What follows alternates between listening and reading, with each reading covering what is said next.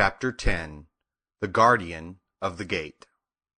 It was some time before the Cowardly Lion awakened, for he had lain among the poppies a long while, breathing in their deadly fragrance. But when he did open his eyes and roll off the truck, he was very glad to find himself still alive. "I ran as fast as I could," he said, sitting down and yawning, "but the flowers were too strong for me. How did you get me out?" Then they told him of the field mice, and how they had generously saved him from death, and the Cowardly Lion laughed and said, "I have always thought myself a very big and terrible, yet such little things as flowers came near to killing me, and such small animals as mice have saved my life. How strange it all is! But, comrades, what shall we do now?"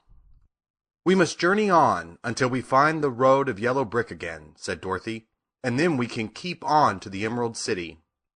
So the lion, being fully refreshed and feeling quite himself again, they all started upon the journey, greatly enjoying the walk through the soft, fresh grass, and it was not long before they reached the road of yellow brick and turned again toward the Emerald City where the great Oz dwelt.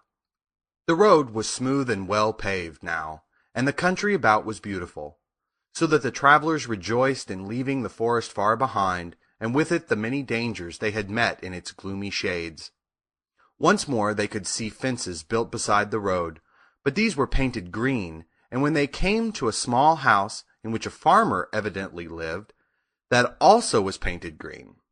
They passed by several of these houses during the afternoon, and sometimes people came to the doors and looked at them as if they would like to ask questions, but no one came near them, nor spoke to them because of the great lion, of which they were very much afraid.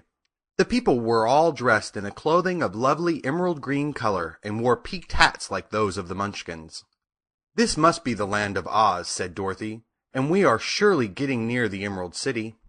"Yes," answered the Scarecrow, "everything is green here, while in the country of the Munchkins blue was the favorite color. But the people do not seem to be as friendly as the Munchkins, and I'm afraid we shall be unable to find a place to pass the night." "I should like something to eat besides fruit," said the girl, "and I'm sure Toto is nearly starved.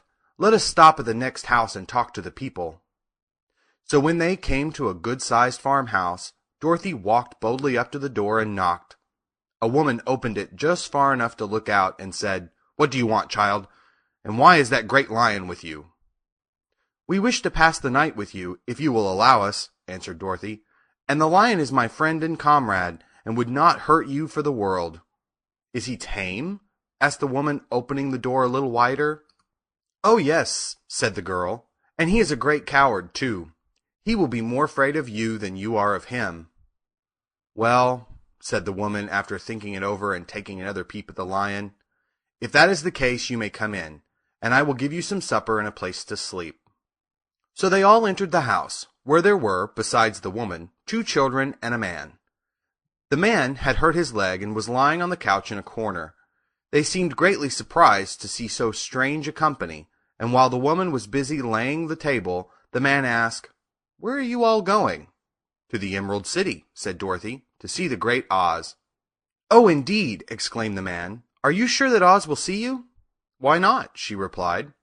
"Why, it is said that he never lets anyone come into his presence.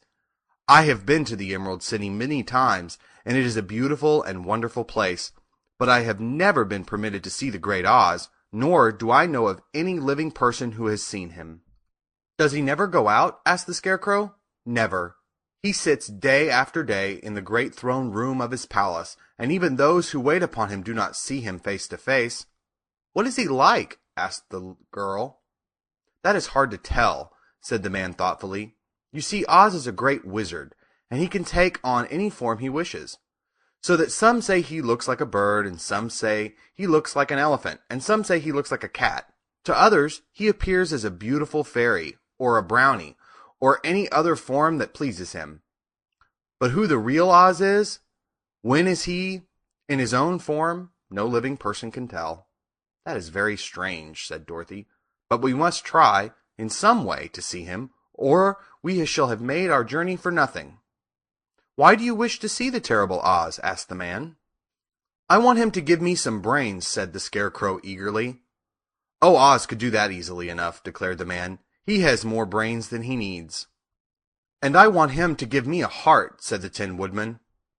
"That will not trouble him," continued the man, "for Oz has a large collection of hearts, of all sizes and shapes."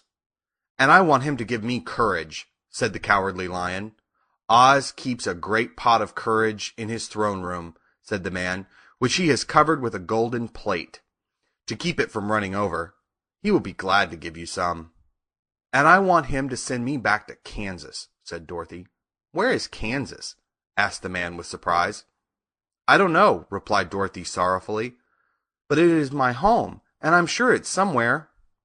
"Very likely. Well, Oz can do anything, so I suppose he will find Kansas for you.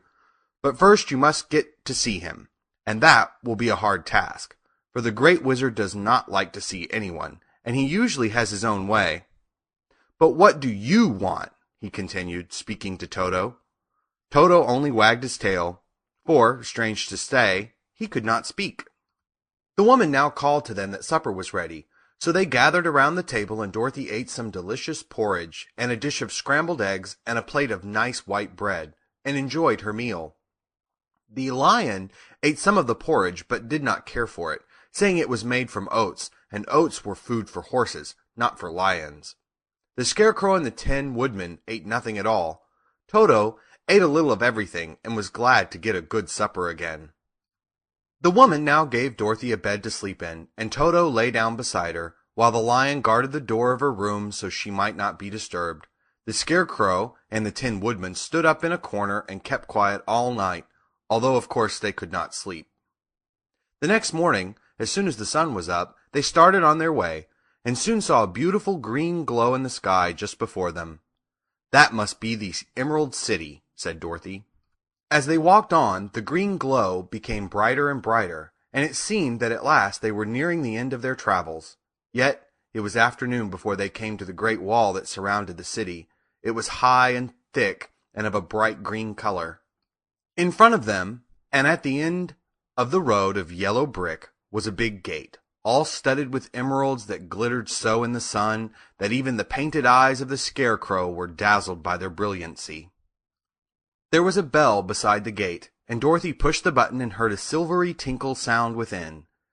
Then the big gate swung slowly open, and they all passed through and found themselves in a high arched room, the walls of which glistened with countless emeralds.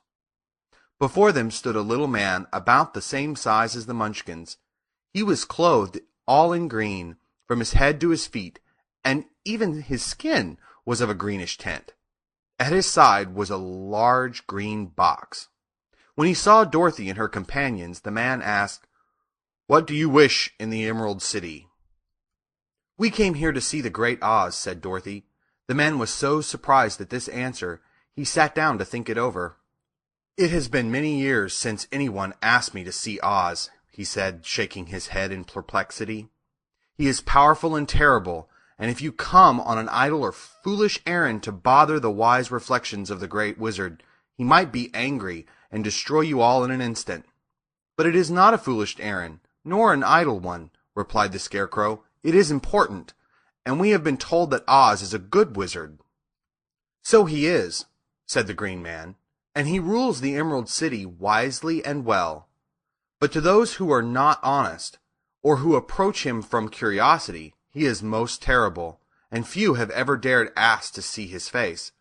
I am the guardian of the gates, and since you demand to see the Great Oz, I must take you to his palace. But first, you must put on the spectacles." "Why?" asked Dorothy. "Because if you do not wear spectacles, the brightness and glory of the Emerald City would blind you. Even those who live in the city must wear spectacles night and day. They are all locked on, for Oz so ordered it when the city was first built, and I have the only key that will unlock them." He opened the big box, and Dorothy saw that it was filled with spectacles of every size and shape. All of them had green glasses in them. The guardian of the gates found a pair that would just fit Dorothy and put them over her eyes. There were 2 golden bands fastened to them that passed around the back of her head, where they were locked together by a little key that was at the end of a chain the guardian of the gate wore around his neck. When they were on, Dorothy could not take them off had she wished, but of course she did not wish to be blinded by the glare of the Emerald City, so she said nothing. Then the Green Man fitted spectacles for the Scarecrow and the Tin Woodman and the Lion, and even on little Toto, and all were locked fast with the key.